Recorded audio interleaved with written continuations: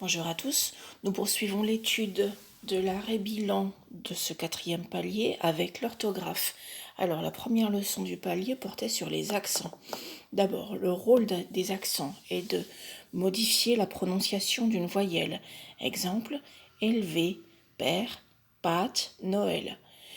Ils servent également à distinguer des homophones. Exemple, la avec ou sans accent et ou avec ou sans accent. Ils permettent également de remplacer un S de l'ancien français.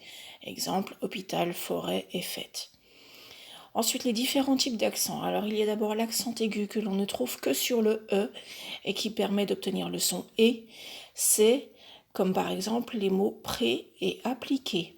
Vous avez ensuite l'accent grave que l'on peut placer sur le E pour obtenir le son ouvert de père ou bien sur le A ou le U. Ensuite, vous avez l'accent circonflexe que l'on peut poser sur toutes les voyelles, sauf le Y. Exemple, noirâtre, fête, dîner, hôpital et sûr. Et enfin, vous avez le tréma, que l'on va placer uniquement sur le E, le I et le U. Exemple, Noël, héroïne et Capharnaüm. Alors, un Capharnaüm, c'est un nom commun, mais qui est tiré d'un ancien nom propre, une ville de l'Antiquité. C'était une ville où il y avait beaucoup de marchés et du coup c'était jamais très bien organisé, enfin il y avait toujours beaucoup de monde et on a gardé ce nom pour désigner un endroit qui est dans une anarchie la plus totale, c'est-à-dire sans aucun ordre. Donc voilà pour cette leçon sur les accents. Ensuite, nous avions étudié le pluriel des noms composés. Alors d'abord, des noms composés, ce sont des noms constitués de plusieurs mots qui peuvent avoir différentes natures. Alors ces mots peuvent être reliés entre eux par un trait d'union, exemple chou-fleur, ou bien par une préposition, comme dans une armoire à pharmacie, ou bien reliés par un espace, exemple une bande dessinée, ou bien directement rattachés comme dans portefeuille.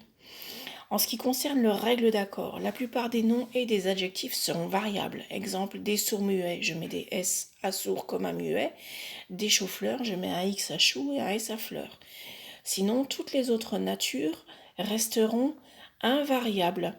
C'est le cas des noms précédés d'une préposition bien qui désigne une seule unité, exemple des pommes de terre, des verbes, exemple des porte-avions, porte étant un verbe, on ne l'accorde pas, des adverbes, exemple des avant-gardistes, avant étant un adverbe, on ne l'accorde pas, des onomatopées, exemple des tic-tac, ou bien des phrases, exemple les va-t-en-guerre.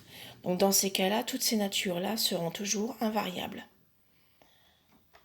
Passons maintenant à la dernière leçon d'orthographe qui portait sur le pluriel des noms en aille et al. Alors, les noms en aille prennent généralement un S au pluriel. Exemple, des portails, des chandails. Vous avez des exceptions qui auront un pluriel en AUX. Ces exceptions qui étaient à connaître par cœur sont bail, corail, émail, soupirail, travail, ventail et vitrail.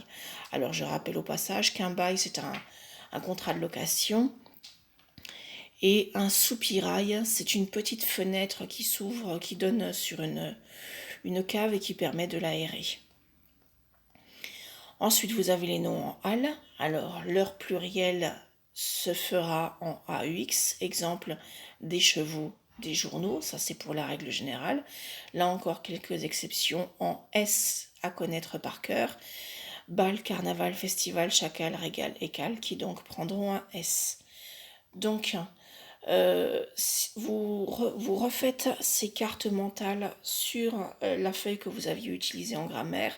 Alors soit en utilisant le site en ligne que je vous avais conseillé, soit au stylo, soit écrit, comme vous voulez. On se retrouve tout de suite sur WhatsApp. À tout de suite.